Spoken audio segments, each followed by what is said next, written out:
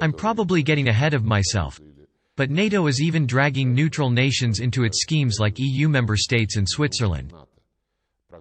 The mobility program forces Austria, Sweden and Finland to provide their transport capabilities to NATO to move its armed forces. This, NATO-centric, approach is becoming omnipresent, and the EU meekly agrees to be an obedient appendix of the alliance despite loathing its role and declaring that Europe needs strategic autonomy.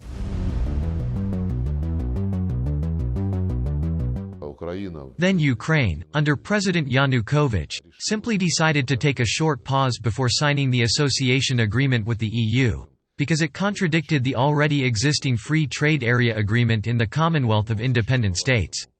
And when that happened, the Maidan protests were orchestrated from Brussels. They did it because Yanukovych realized that it was necessary to harmonize trade with Russia, the Commonwealth of Independent States in Europe. That was the only reason. The protests turned into a violent conflict in February 2014. Yanukovych was willing to stop this, and he signed the agreement on the settlement of the political crisis in Ukraine, promising that he would organize an early election, which he would not have won. Poland, France and Germany were the guarantors of that agreement. After the opposition staged a coup and trampled over these agreements, the guarantors just stayed silent, didn't say anything.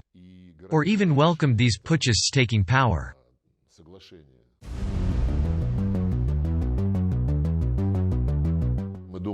President Zelensky came to power under the banner of peace, promising to save the lives of both Ukrainians and Russians.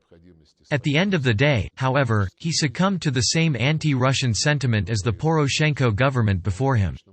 He referred to the people of the Donbass as animals, just like Prime Minister Yatsenyuk under Poroshenko, who called them non-humans. We saw him stand idly by as a bloody war continued against his own people. He essentially lied to everyone when he promised to bring back order, when he signed countless deals with Donbass representatives and then violated those agreements without batting an eye. For 8 years, we've been appealing to the collective conscience of the West while desperately trying to reason with Zelensky's government, which has developed all the hallmarks of an ultra-radical, neo-Nazi regime. And the West failed to stop it. Honestly, I don't even think the West was trying to stop it, because to the West, Ukraine has always been a tool to contain Russia, even before 2014.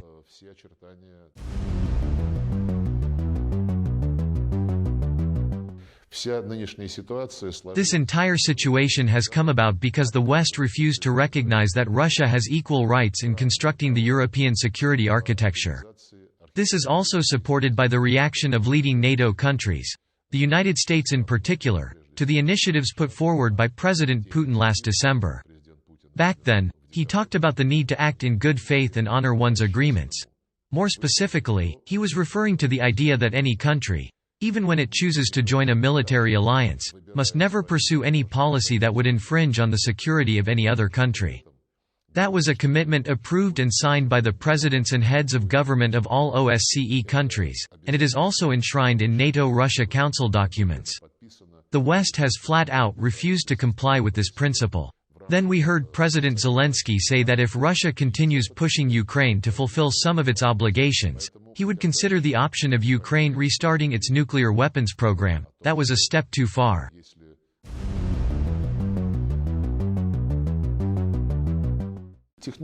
They have the capabilities in terms of technology and equipment. President Putin spoke about this, and so did our experts. But I can assure you we won't let them.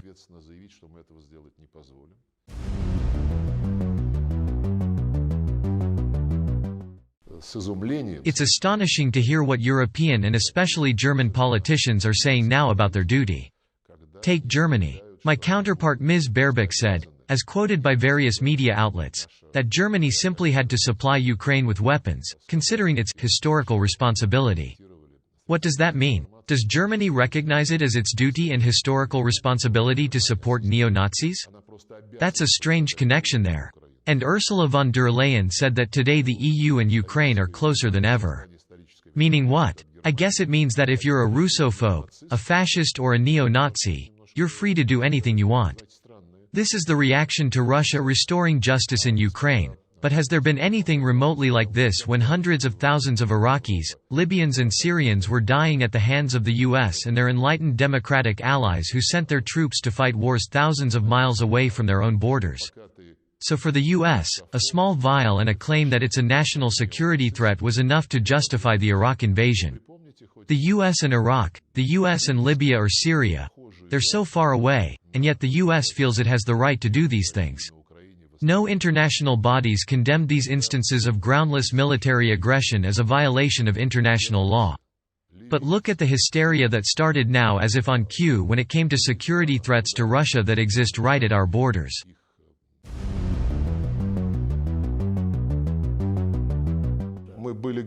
We were ready for anything.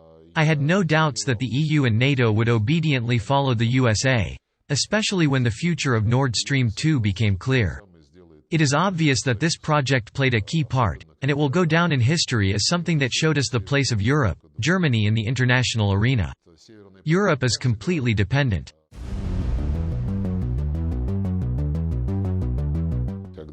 When in previous years the West imposed sanctions on Arab or Latin American countries, they kept saying, at least at the Security Council level, that these sanctions would not target regular people, that their goal was to hurt the government, so it would change its behavior under pressure from the international community. This time, nobody is saying anything of this sort. Contacts between people have been banned by the Western countries, despite their previous rhetoric when they said that there should be no obstacles to building relationships between civil societies. Turns out they don't care about the principles they dictated in the international arena. By the way, they also demonstrated this when they began to freeze the assets of the central bank and private businesses. This is robbery. They abandoned all the rules that they had been implementing in international life in the last 70 years. And now they just crossed out these rules and went back to the Golden Rush era gangster capitalism.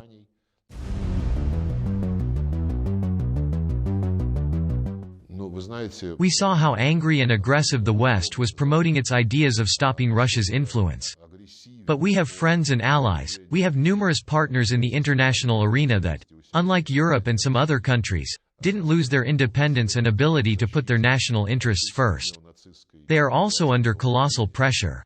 I know that the Americans are now running all over the world through their ambassadors, forcing countries in Africa, Latin America and Asia to do something against Russia. This should be beneath a great power like the USA.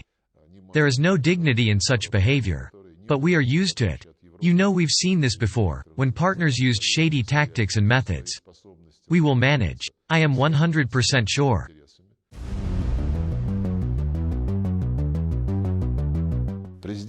President Putin has said many times, both in January and early February, that Russia will not tolerate a model of European security that relies on NATO as the dominant force. Especially when it's right on our doorstep. We've repeatedly said that we want to find an alternative solution.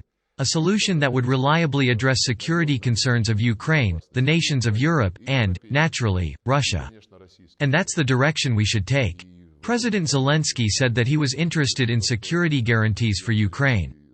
I see this as a positive development. Our negotiators are ready to discuss these guarantees at the second round of talks with Ukraine.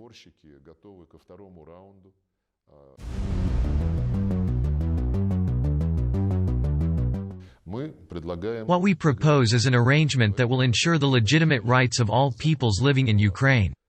Naturally, that includes all ethnic minorities without exception. This ensures they will have equal rights. This new arrangement should of course be reflected in the legislation of Ukraine, which now has a law on the three indigenous peoples, as if the Russians never existed in Ukraine. Things like these create a legislative framework for further anti-Russian policies. And it isn't only anti-Russian.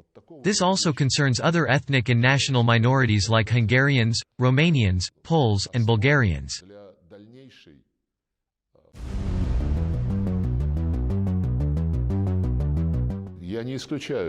Somebody wanted to bog Russia down with this artificial conflict designed by the West.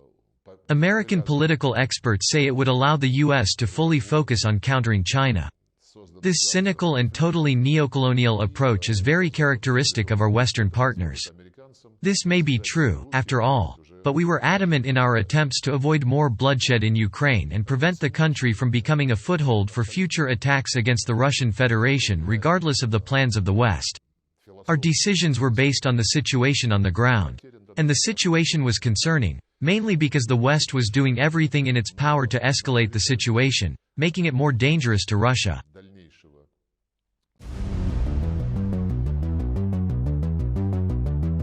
Biden was the one who said that the only alternative to a new sanctions package is a third world war.